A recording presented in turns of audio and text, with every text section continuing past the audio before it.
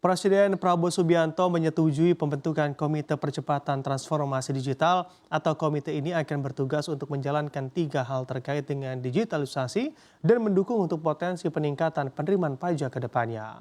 Wakil Ketua Dewan Ekonomi Nasional atau DEN, Mariel Kapangestu menyatakan Komite Percepatan Transformasi Digital akan bertugas mengenai ID digital, pembayaran digital, dan pertukaran data. Dengan adanya transformasi digital ini, harapannya pemerintah mampu meningkatkan penerimaan pajak melalui peningkatan kepatuhan pajak. Upaya ini pun sejalan dengan keputusan pemerintah untuk membentuk layanan Cortex yang sudah berlaku sejak 1 Januari 2025. Menurutnya, Mari LK, Cortex ini adalah langkah awal untuk e-filing atau pelaporan pajak dengan konsep digital di mana recording data pajak dilakukan secara terintegrasi.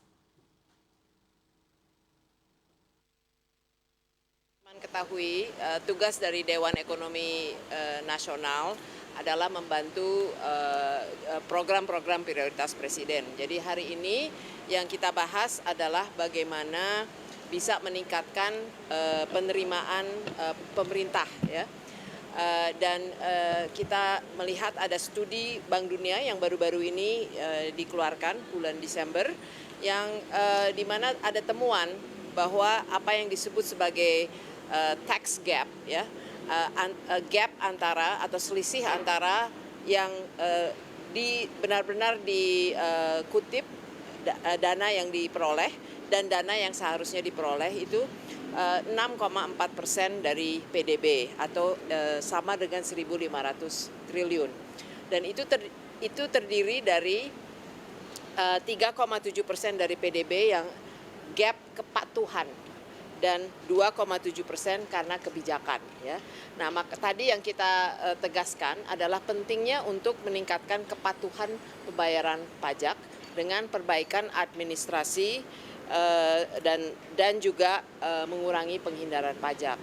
Dan di sini kita tegaskan yang paling penting adalah program digitalisasi, ya, karena itu yang akan bisa memperbaiki administrasi pajak maupun mengurangi penghindaran pajak dan meningkatkan kepatuhan sebelum kita bicara mengenai perubahan-perubahan kebijakan. Sementara itu, Menteri Pendayagunaan Aparatur Negara dan Reformasi Birokrasi Rini Widiantini mengaku pihaknya bersama-sama kementerian lainnya akan mempersiapkan diri untuk menyukseskan rencana transformasi digital. Dirinya juga menyoroti andai dalam melakukan transformasi tentunya akan ada hal-hal yang perlu diperhatikan, terutama mengenai masalah bagaimana mempersiapkan digital public infrastructure.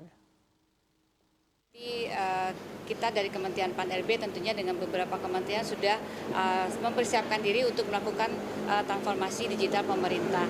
Nah, di dalam melakukan transformasi tersebut tentunya kita memiliki hal-hal yang perlu kita perhatikan, terutama mengenai masalah bagaimana kita mempersiapkan digital DPI-nya, digital public infrastructure. Tadi Ibu Mari Pangestu mengatakan satu kaitannya dengan masalah digital ID, kemudian yang kedua kaitannya dengan data exchange, dan yang ketiga adalah kaitannya dengan digital payment. Dan mudah-mudahan dengan fondasi ini nanti transformasi digital yang kita bisa membantu kebijakan-kebijakan yang direkomendasikan oleh Dewan Ekonomi Nasional.